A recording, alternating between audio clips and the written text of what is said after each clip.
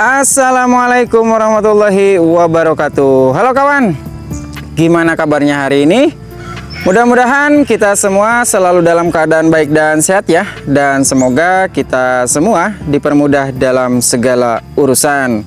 Selamat pagi kawan. Sekarang hari Senin tanggal 11 November 2024, waktu pagi sekitar pukul 8:22. Dan aktivitas saya di hari ini ataupun di pagi ini akan melakukan penyepraian pasca dilakukan panen petikan yang keempat kemarin. Untuk usia cabai rawit ini hari ini sudah memasuki usia 117 hari setelah tanam. Nah, diinformasikan bahwa kemarin sore hingga malam hari di sini turun hujan yang sangat lebat. Bisa ini ada dua pohon yang tumbang, yang satu patah dan yang satu seperti ini. Sudah saya berdirikan ini lur, bisa dilihat sampai kotor-kotor seperti ini. Namun ini saya bengkel nih batangnya. Ini pecah, cuman tidak putus semua. Kemudian saya ikat seperti ini. Nah, ini cara saya membengkel pohon tuh seperti ini lur. Ini biasanya dalam beberapa hari ataupun minggu ke depan ini akan rapat kembali. Yang penting ininya diikat menggunakan tali rapia seperti ini biasanya lur ya. Tapi tidak tahu apakah ini sudah tidak bisa tertolong ataupun tidak. Kita lihat dalam beberapa hari ke depan apakah ini semakin layu. Kalau semakin layu berarti ini mati, sudah tidak tertolong. Kalau ini sudah segar berarti masih tertolong. Ini sampai patah nih. Sayang bener lur, ini apa namanya ya, buahnya banyak banget. Apalagi yang di sana tuh, yang pohon utamanya itu patah, itu sudah tidak bisa tertolong lagi, tidak bisa dibengkel lagi dikarenakan sudah ambruk, sudah patah. Nanti akan saya perlihatkan lur ya. Dan ini untuk perkembangan hari ini di usia 117 hari setelah tanam. Ini bisa dilihat sampai air sampai menggenang di sini lur. Seperti ini ya. Ini untuk perkembangan cabai tanpa mulsa. Nah, akan saya perlihatkan untuk tanaman yang patah. Mana yang patah itu batang utamanya. Aduh, mana itu buahnya banyak. Nah, ini yang memakai mulsa ini ada dua, yang bagian sini. Alhamdulillah perkembangannya hingga hari ini di usia 117 hari setelah tanam bisa dilihat semakin tumbuh hijau. Dan juga ini apa namanya, ada masalah, ada serangan hama kutu trip ini di setiap tunas daunnya. Harus dispray dengan insektisida ataupun akarisida. Alhamdulillah nih, ini serangan hama kutu lur ya, makanya di hari ini akan saya spray dengan akarisida. Dan ini untuk cabai yang dulunya ditumpang sarikan dengan tanaman tomat. Alhamdulillah setelah memasuki musim penghujan perkembangannya sangat membaik, sangat bagus. Nah, ini kawan, aduh sedih banget kalau ngelihat tanaman seperti ini lur. Mana ini batang utama nih, lihat. Ini batang utama sudah sebesar ini. Ini yang tersisa hanya tunas. Ini tunas ke-1, ini tunas kedua. Dan ini batang yang utama, bisa dilihat ini. Aduh, ya Allah, sedihnya kalau ngelihat seperti ini. Ini hujan dari sore hingga malam hari. Hujannya gede banget dan juga disertai angin. Seperti ini untuk perkembangan pagi ini di lahan. Alhamdulillah secara keseluruhan perkembangannya optimal. Dan ini untuk cabai keriting bisa dilihat perkembangannya semakin lebih hijau lagi dan semakin lebih tinggi lagi kawannya. Nih bisa dilihat tunas-tunasnya. Alhamdulillah bermunculan. Nih ada serangan hama kutu trip nih, ya kan? Nih tunas-tunasnya dia. Tunas-tunasnya dia mengkeriting, makanya di hari ini akan saya spray dengan akarisida. Dan untuk pupuk yang saya gunakan pada penyepraian hari ini di usia 117 hari setelah tanam, pasca dilakukannya panen, salah satunya saya menggunakan fungisida sistemik bahan aktif Simoxanil 50%. Kemudian saya aplikasikan akarisida juga untuk membasmi hama kutu-kutuan. Lalu saya aplikasikan MKP yang tinggi unsur fosfat dan juga kaliumnya. Dan untuk nutrisi di musim penghujan saya ganti dengan nutrisi ini, nutrisi yang bagus. Saya beli dari merek Suma SP. Nanti akan saya bahas lebih detail dan lebih lengkap lagi dari nutrisi yang saya gunakan di musim penghujan. Sebelum dibahas lebih lengkap berapa dosis dan takaran yang digunakan dalam penyepraian hari ini di usia 117 hari setelah tanam, baiknya simak dulu cuplikan berikut ini.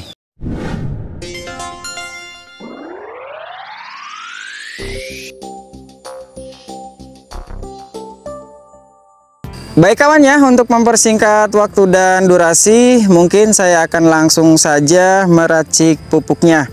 Yang pertama kali yang akan saya larutkan terlebih dahulu ini MKP untuk takaran per tangki 16 liternya. Ini akan saya gunakan sebanyak 1, kurang lebih 4 hingga 5 sendok makan. 2, 3, 4, dan ini 5. MKP ini adalah unsur makronya lur ya, hanya saja tanpa ada unsur nitrogennya. Ini dia memiliki unsur hara fosfat 52%, kalium sebesar 34%. Terlebih dahulu MKP ini dilarutkan dengan air seperti ini. Jika MKP-nya sudah 100% larut sempurna, nah di sini saya menggunakan nutrisi dari merek Suma ini. Apa sih kelebihan dari Suma ini? Di musim penghujan itu sinar matahari sangat berkurang sehingga untuk proses fotosintesis tanaman itu terhambat. Nah, sehingga saya aplikasikan ini.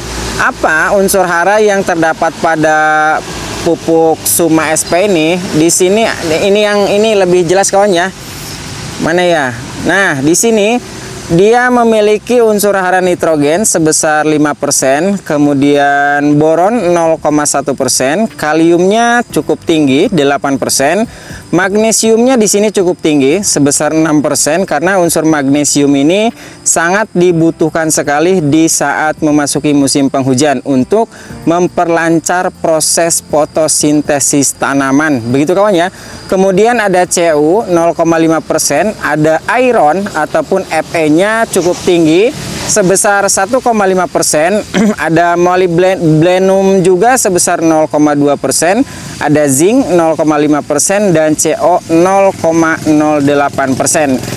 Ini unsur hara makro dan unsur mikronya ini lengkap, dan kemudian ini sudah bernanoteknologi ini, makro mikro compound fertilizer. Kemasan 100 ml ini kawan ya, per satu tutup botol ini. Dan untuk dosis per tangki 16 liter ini cukup irit lur. Ini kemasan satu botol ini bisa digunakan untuk 4 hingga 5 tangki spray 16 liter. Dan ini seperti ini, sepertinya ini mengandung asam amino karena warnanya seperti ini. Akan saya perlihatkan kawan ya. Nah, seperti ini dia, kehitam-hitaman. Tuh, seperti ini. Dan per tangki 16 liternya cukup irit sebanyak 1 tutup botol saja. Ini kemasan per tutupnya kurang lebih ini 10 mili sepertinya kawan ya. Nah, setelah ini diamankan dulu kawan, biar tidak biar tidak jatuh. Kemudian ini nutrisi dan pupuk MKP-nya dilarutkan bersamaan seperti ini. Jika sudah 100% larut sempurna, ini belum larut sepertinya kawan. Nah, jika sudah 100% larut sempurna, ini tinggal dimasukkan dulu ke dalam tangki sprayer. Nah, ini yang dinamakan dengan racikan A-nya. Sebentar. Kemudian ini dimasukkan ke dalam tangki sprayer. Bismillahirrahmanirrahim. Dan larutannya seperti ini. Ini seperti terdapat ada asam amino pada pada nutrisi Suma SP ini. Ini dilarutkan seperti ini. Nah, kemudian racikan berikutnya aplikasi fungisida dan juga insektisida. Sebentar, ini akan saya amankan dulu. Taruh di sini aja dulu. Nah, kali ini fungisida kali ini saya menggunakan bahan aktif Simoxanil 50% untuk pencegahan maupun pengendalian penyakit tanaman. Salah satunya seperti penyakit patek ataupun antraknosa dan juga penyakit bercak daun. Untuk dosis per tangki 16 liter ini akan saya gunakan sebanyak 2 sendok makan saja cukup per tangki 16 liter. Dan ini fungisida sistemiknya harus dilarutkan terlebih dahulu dengan air seperti ini. Dan ini jenis WP nih seperti ini kawan ya, 50 WP, bahan aktifnya Simoxanil 50%. Ini dilarutkan seperti ini. WP itu dalam bentuk tepung kawan nggak ya. Nah, ini dilarutkan. Nah, kemudian untuk insektisidanya, untuk membasmi hama kutu daun, saya menggunakan bahan aktif Diapenturon. Dosis per tangki 16 liternya untuk akarisidanya saya gunakan sebanyak 8 mili per tangki 16. Jadi kurang lebih takaran per liternya itu 0,5 ml. Begitu kawan ya.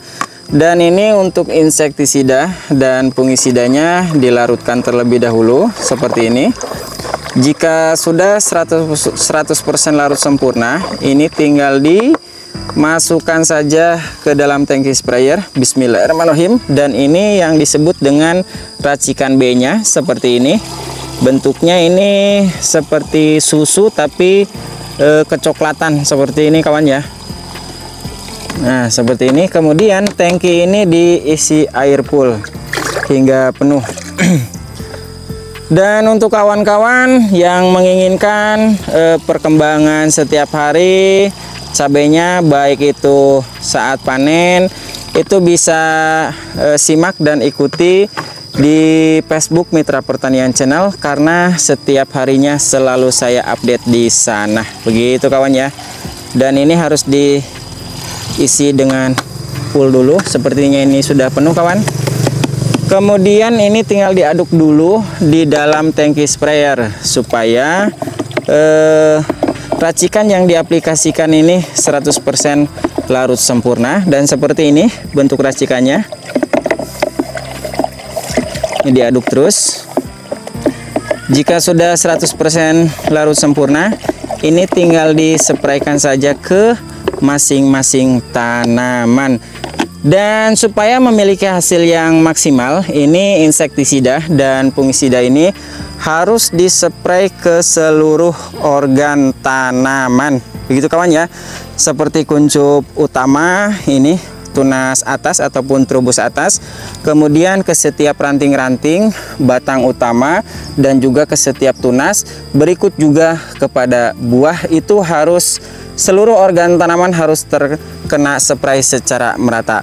Baik kawan ya, saya akan menyelesaikan dulu untuk melakukan penyepraian hari ini di usia 117 hari setelah tanam.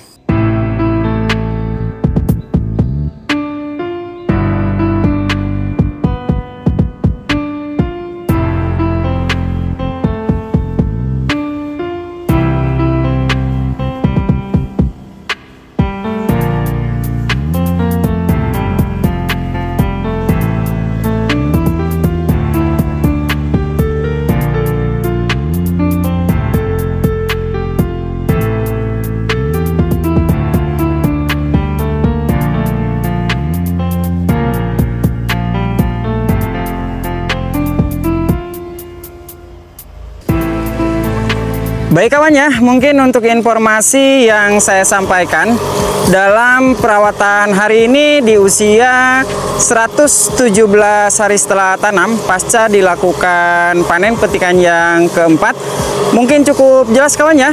Apabila ada hal yang ingin dipertanyakan seputar dunia pertanian kawan-kawan maupun seputar pupuk dan dosis yang digunakan, silahkan tinggalkan pertanyaan di kolom komentar.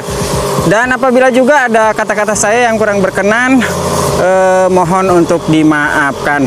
Ingat pesanku, tetap jaga kesehatan, tetap semangat, dan semoga bermanfaat. Terima kasih dan sampai jumpa di informasi perawatan bermanfaat berikutnya.